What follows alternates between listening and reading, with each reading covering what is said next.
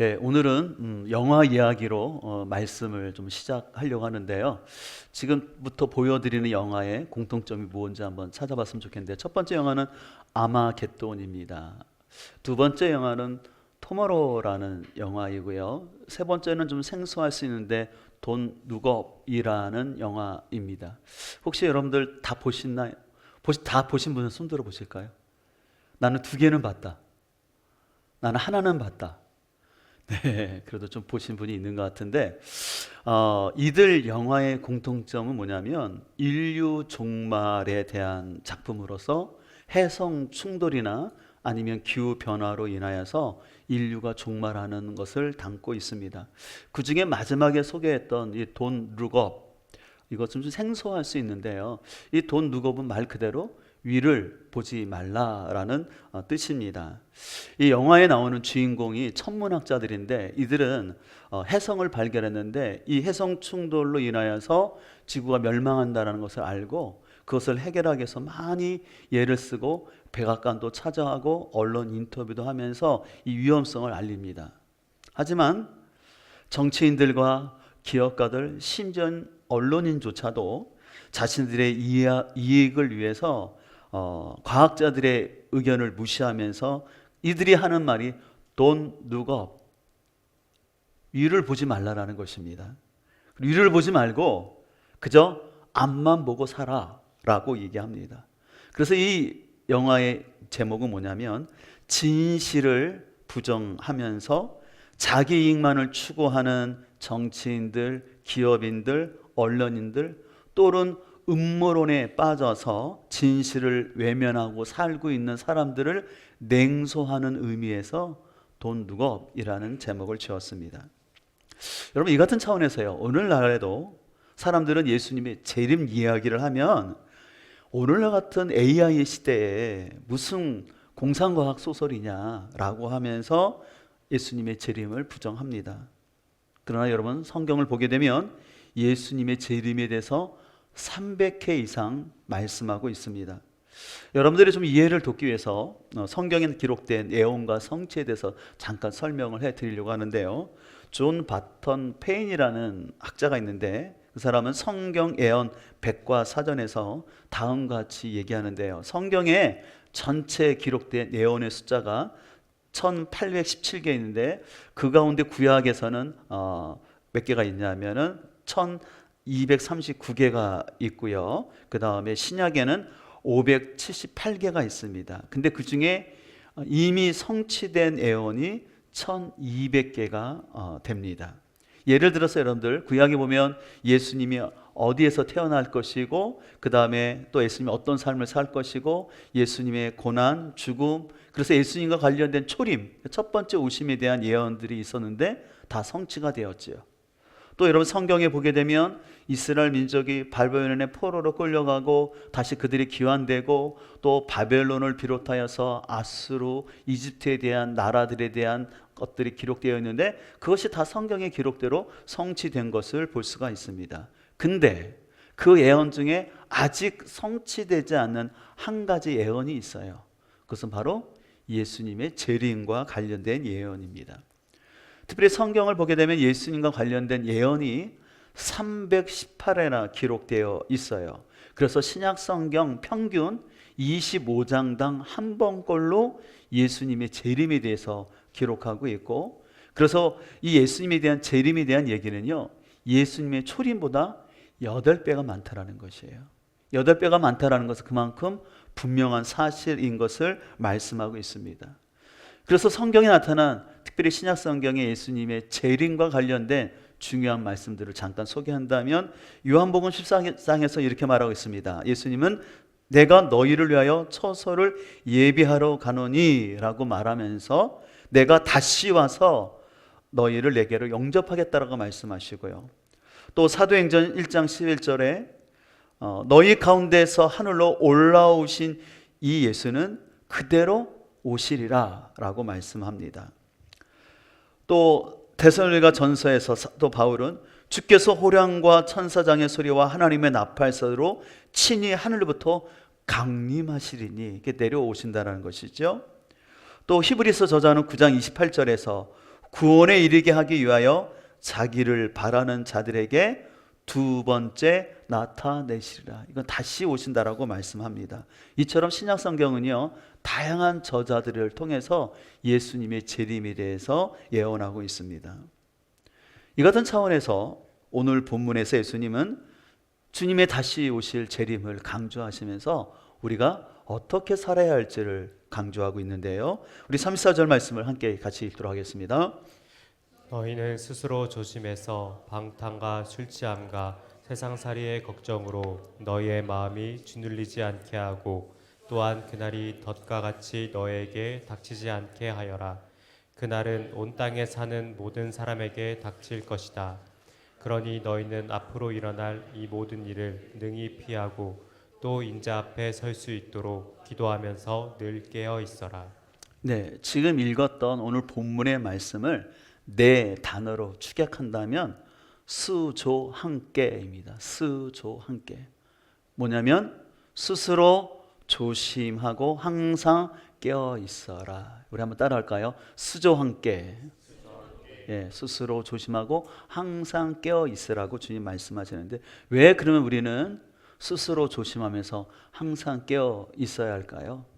첫 번째는 우리의 마음이 둔하여지기 때문에 그렇습니다. 오늘 34절에 보면 너희는 스스로 조심하라. 그렇지 않으면 방탕함과 술 취함과 생활의 염려로 마음이 둔하여지고 라고 말씀하고 있어요. 여기 보면 있는 사람들, 그 부자들은 방탕함과 술 취함으로 시간을 낭비할 수 있고, 없는 자들은 먹고 사는 문제로 마음이 둔하여질 거라고 말하고 있어요. 여기서 둔하여진다라는 것은 뭐냐면 먹고 사는 인생의 문제거리로 인해서, 걱정거리로 인해서 마음이 짓눌리거나 빼앗길 때 마음이 둔하다라고 말씀하는 것입니다. 여러분, 신앙생활에서도요, 마음이 둔하여지는 것은 아주 심각한 위험입니다. 왜냐하면 영적으로 마음이 둔하여지면은요, 영적인 안일함이 나타나고, 또한 무지 가운데서 신앙생활을 게을리하면서 무엇보다 영혼에 대한 관심이 전혀 없어요. 그냥 자기 걱정과 연민 속에서 살아갈 수밖에 없습니다. 그래서 오히려 가정과 직장생활에 스트레스를 해결하고자 나름대로 사람들을 만나서 이렇건 하소연도 하고, 또한 운동도 열심히 또 하고, 또 미래를 준비하기 위해서 더 많은 일을 하지만 너무 바쁘다 보니까 하나님과의 친밀감은 없어지는 거예요.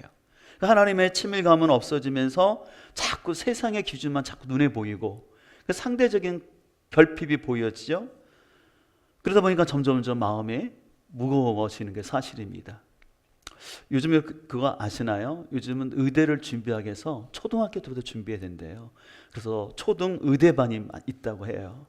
그리고 심지어는 7세 고시, 4세 고시라는 말이 있는데, 이게 무슨 말이냐면 영어 유치원에 들어가기 위해서 레벨 테스트를 해야 되는데, 이를 위해서 7살짜리, 4살짜리 아이들이 영어 공부를 해야 한다고 합니다. 심지어는 어떤 곳에는 혀를 짧게 하는 수술도 한대요. 발음을 좋게 하기 위해서. 근데 여러분들 그거 아세요? 그 등록금이 한 200만 원이 된대요, 월. 그래서 대학교 등록금보다 더 비싼 게 유치원 현실이래요. 그래서 그것을 감당하기 위해서 부모들은 부모대로 힘들고, 여러분들 4살짜리 7살짜리 아이들 한참 뛰어노는 아이들인데 모국어도 제대로 안 되는 아이들이 이중 언어를 배우려 하니까 스트레스가 많고, 실제로 학자들도 이거에 대한 논쟁이 많아요. 과연 이게 효과가 있는가라는 부분에 있어서. 그러다 보니까 사람들이 걱정이 가득한 거죠. 어른은 어른대로 힘들고 아이는 아이들대로 힘들게 살아가고 있어요. 근데 이런 우리를 너무나 잘 아시는 예수님께서는 마태복음 6장 31절에서 그러므로 무엇을 먹을까, 무엇을 마실까, 또 무엇을 입을까 하고 걱정하지 말아라. 이런 것들은 모두 이방인들이 찾는 것이다. 그러나 하늘에 계신 아버지께서는 이 모든 것이 너희에게 있어야 할 것을 잘 알고 계신다. 왜 이 말씀하실까요? 하나님이 채워주시겠다라는 거예요. 공급해 줄 텐데 너희들 마음 둔하여지지 말라라고 하는 것입니다. 두 번째로 우리가 스스로 깨어 있어야 할 이유는 예수님의 재림이 덕과 같이 갑자기 임하기 때문에 그렇습니다. 오늘 34절은 계속 후반절에 이렇게 말합니다. 또한 그날이 덕과 같이 너희에게 닥치지 않게 하여라. 그날은 온 땅에 사는 모든 사람에게 닥칠 것이다 라고 말씀하시면서 예수님은 자신의 재림이 덕과 같이 전혀 생각지 않을 때 suddenly 갑자기 주님이 임하신다고 말씀하고 있어요. 근데 이 예수님의 재림의 특징은 뭐냐면요, 한쪽은 아주 즐거운 잔치에 참여하지만 한쪽은 굉장히 버려둠이라는 슬픔과 고통이 임할 것을 말씀하고 있어요. 그래서 마태복음 24장 40절은 이렇게 말하는데 같이 읽겠습니다. 그때 두 사람이 밭에 있을 터이나 하나는 데려가고 하나는 버려둘 것이다. 두 여자가 맷돌을 갈고 있을 터이나 하나는 데려가고 하나는 버려둘 것이다. 네, 요즘 우리가 실은 누가복음을 묵상하고 있지만 예수님의 재림은요, 예루살렘 성전 멸망의 징조가 많았어요. 성전 멸망 전에 있어야 될 환난과 기근, 지진에 대한 그런 징조들이 많이 있었거든요. 근데 예수님에 대한 재림은 아무 징조도 없는 사이에 사람들이 평범한 일상을 살아가고 있는데 갑자기 맞이하게 된다고 말씀합니다.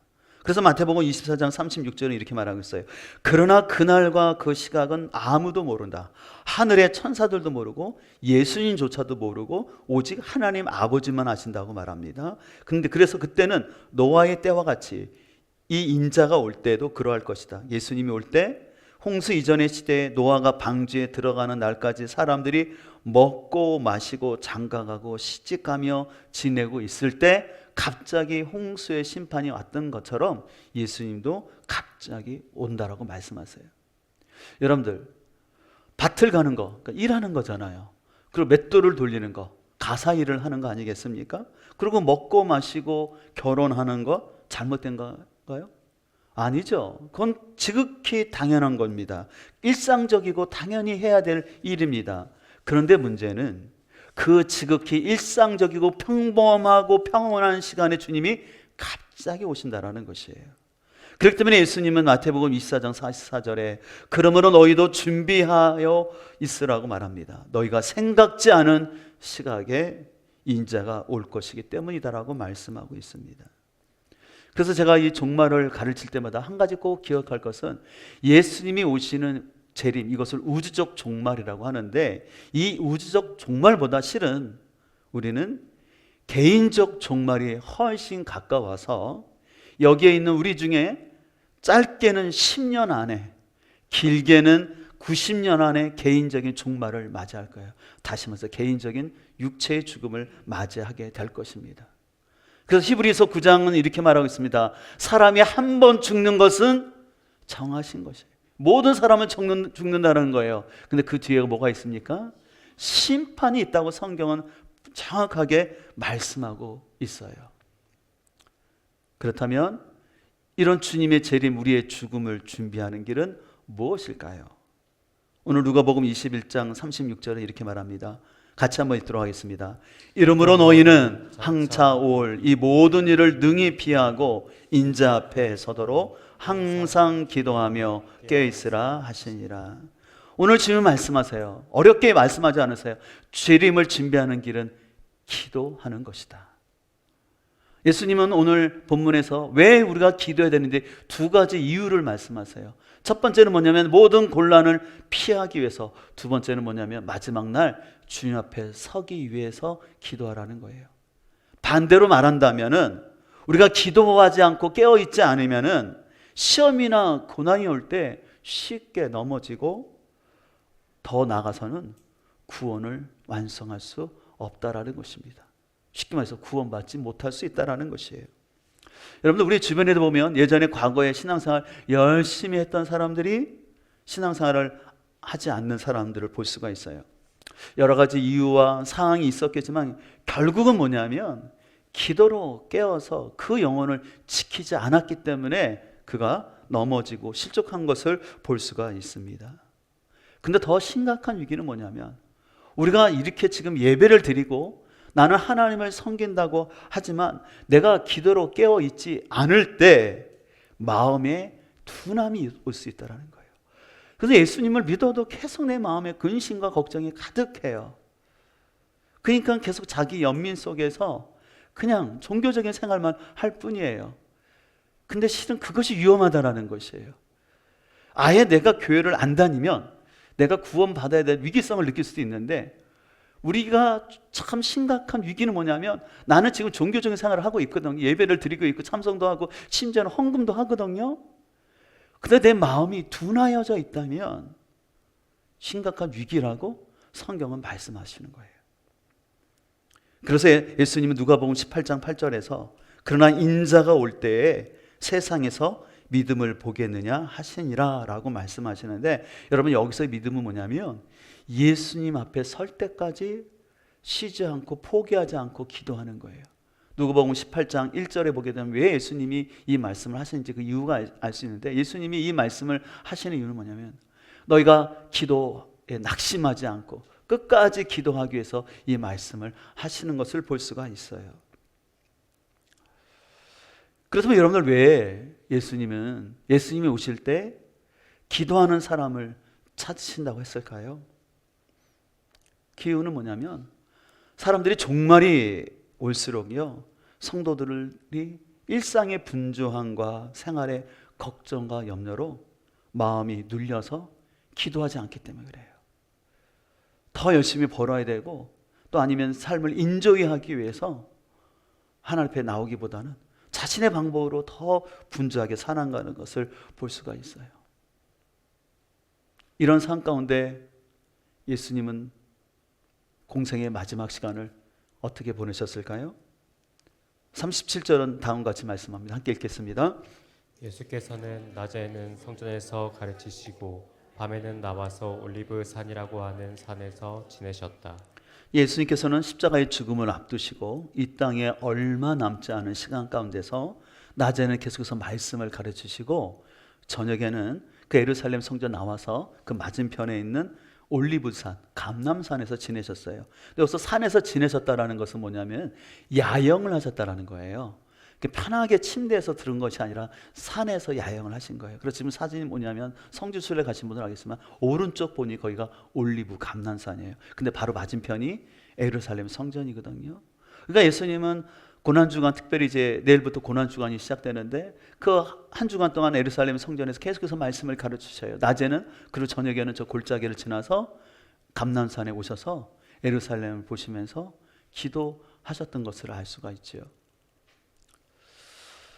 여러분들은 만약에 여러분의 삶이 다 얼마 안 남았다면 여러분들은 무엇을 하시겠습니까?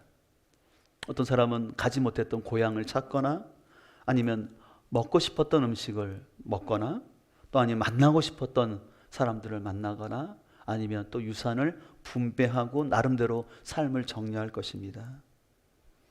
그러나 우리 예수님은요, 마지막 순간까지 공생에서 하셨던 그대로의 습관을 가지고 가세요.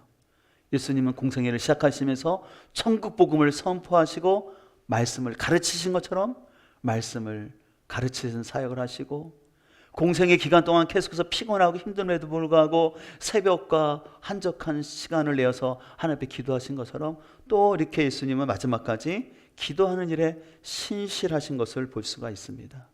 그리고 예수님은 이제 십자가에 죽으시고 부활하신 다음에 승천하시면서 제자들에게 다음과 같이 말씀합니다. 사도행전 1장 8절을 보면 그러나 성령이 너희에게 내리시면 너희는 능력을 받고 예루살렘과 온 유대와 사마리아에서 그리고 마침내 땅끝까지 이르러 내 증인이 되라고 말씀을 하시면서 11절에 천사들이 나타나서 말합니다. 갈릴리 사람들아 어찌하여 하늘을 쳐다보면서 서 있느냐. 너희를 떠나서 하늘로 올라가신 이 예수는 하늘로 올라가시는 것을 너희가 본 그대로 오실 것이다. 주님 다시 오신다고 얘기하시는 거예요. 예수님은 마지막으로 명령하세요. 승천하시면서 너희는 내 증인이 되라. 근데 이 증인 되는 거 너희의 힘으로 할 수 없기 때문에 내가 성령을 보내줄 거야. 그러니까 너희들 성령 받기 전까지 예루살렘을 떠나지 말고 있으라고 말씀하는 것을 볼 수 있습니다. 제가 설교를 시작하면서 돈 룩업, 위를 바라보지 말라라는 영화 이야기를 하는데요. 이 영화 대사에 이런 두 사람과의 대화가 나옵니다. 우리가 본 걸 그대로 사람들한테 전달하는 게 어떻게 죄가 되나요? 해성춘돌까지 남은 시간은 단 6개월. 그렇지만 24시간 내내 뉴스와 정보는 쏟아지고 사람들은 소셜 미디어에 푹 빠져 있는 시대이지, 정작 이 중요한 뉴스는 대중의 주의를 끌지 못한다. 도대체 어떻게 해야 사람들이 하늘을 좀 올려다 볼 수 있을까라는 대사를 해요. 저는 이 대사를 좀 우리 주님의 관점으로 다시 한번 해석을 해봤어요. 주님은 이렇게 말씀하지 않으실까? 나의 재림은 아무 징조나 예고도 없이 갑자기 오는데, 믿지 않는 자는 말할 것도 없이 믿는 사람들조차도 자신이 듣고 싶은 뉴스 속에 음모론을 따르고 세상 정치에 과몰입되어 있다. 영원 구원에는 관심도 없이 땅의 것만 바라보고 있으니 어떻게 하면 하늘을 올려다보며 나의 재림을 준비하게 할 수 있을까? 이 사단은요, 오늘날 이 돈 룩업에 나오는 정치인들, 기업인들, 언론인들이 자신들의 이익을 위해 지구 종말이라는 현실, 진실을 부정하게 하고 가짜 뉴스와 온갖 음모론으로 사람들로 하여금 하늘을 바라보지 말고 오직 땅만 봐라, 현실을 직시하라고 얘기하던 것을 생각해 봅니다. 저는 우리 사회를 보면서 참 분별이 필요한 시대라고 생각합니다. 그 가운데 저는 여러분에게 권면하고 싶은 것은 여러분들이 너무 정치에 과몰입 안 하셨으면 좋겠어요. 정치가 필요한 거지만 여러분 너무 자꾸 이렇게 그런 뉴스들을 너무 보지 않으셨으면 좋겠고, 주님도 우리가 할 때 거짓 선지자들을 조심하라고 말씀하셨잖아요. 예루살렘 멸망을 직전에 두고 메시아가 여기 있다 할 때 널 따르지 말라라고 했는데, 여러분들 역사는 반복돼요. 저는 역사를 전공하면서 특별히 저는 독일의 히틀러에 대해서도 관심이 많았던 사람이고, 그 히틀러를 대적했던 보네포 목사님의 그 고백교회 운동에 대해서 참 의미 있게 봤던 사람이었는데, 여러분들 세상은요 히틀러 같은 사람들이 꼭 등장합니다. 뻔뻔하고요, 거짓말 잘하고요, 양심 없는 사람들이 리더가 되는 시대가 와요. 이상하죠? 사람들은 거기에 현혹돼요. 말도 안 되는 음모론, 말도 안 되는 거짓된 선동에 사람들이 두려움을 느껴요. 그래서 계속 그걸 듣고 싶어요. 여러분들 그러면서 정작 그 사람들은 자기 이익을 추구합니다. 사람들을 공포와 두려움 속에 집어넣으면서 결과론적으로 뭔지 아세요? 자신과 자기 가족의 부를 축적해요. 그게 이단과 교주들의 특징이지 않습니까? 오늘 시대를 우리를 보면서 우리 마음이 둔하여지지 않기를 소망합니다. 두려워하지 않기를 소망합니다. 믿는 자에게 주님이 오시면 축제해요. 믿습니까? 주님 오시는 게 너무 기쁘잖아요. 오늘 실은 우리 찬양 시작하면서 27장 빛나고 높은 보좌와 이 찬양하는데 참 마음이 감동이 되더라고요. 주님 앞에 섰을 때 이 천한 몸 이르러. 그래서 저는 뭐 이런 얘기하면 너무 어른들에게 죄송하지만, 나중에 제가 이제 마지막 주님 앞에 서서 이제 장례를 치를 때 두 곡의 찬송가를 추천하고 싶은 게 있는데 27장이에요. 그래서 제가 미리미리 잘 준비해서 장례식 때 이렇게 좋은 음악 이렇게 틀어주면 좋겠다는 생각 들어요. 왜냐하면 믿는 자에게 있어서 장례는 천국 환송인 줄 믿습니다. 근데 이 좋은 천국 우리만 가서는 안 되지 않겠습니까? 여러분은 요즘 마음이 어디에 둔하여져 있나요? 한번 살펴보면서 자꾸 땅의 것만 바라보지 않기를 소망합니다. 사단은 자꾸 우리에게 just look up 못하게 해요. 근데 우리는 just look up, 하늘 바라봐야 할 줄 믿습니다. 주님 다시 오시기 때문에 그 주님의 오심을 기억하면서 오늘 공동번역 3사절은 우리에게 좀 직설적으로 솔직하게 이렇게 말합니다. 흥청대고 먹고 마시는 일과 쓸데없는 세상 걱정에 마음을 빼앗기지 않도록 조심하여라. 그날이 갑자기 닥쳐올지 모른다. 조심하라. 말씀하고 있습니다. 여러분들, 우리 주님이 다시 오실 걸 믿습니까? 우리는 기쁨으로 주님 맞이하게 될 줄 믿습니다. 근데 그 주님의 마지막 그 죽음을 앞두고 말씀을 가르치시고 기도하신 것처럼 우리 역시도 내일부터 다시 한번 말씀 앞에 섰으면 좋겠어요. 다시 한번 복음의 의미가 무엇인지, 우리 안에 있는 죄가 무엇인지를 더 깊이 깨닫고 주님이 가르치신 복음의 깊이를 깨달을 수 있기를 소망합니다. 그리고 그 시간을 통해서 구원받아야 될 영혼들, 세상 가운데 두려움 가운데 마음이 둔하여지고 주님은 하늘을 바라보지 못하고 땅의 것만 바라보면서 고통 가운데 살아가고 있는 그 영혼들을 불쌍히 여기는 마음을 가지고 기도하며 우리가 새벽을 깨울 때 주님께서 택한 자들을 구원하여 주시고 기도하는 여러분에게도 하나님의 충분한 풍성한 은혜를 베풀어 줄 줄 믿습니다.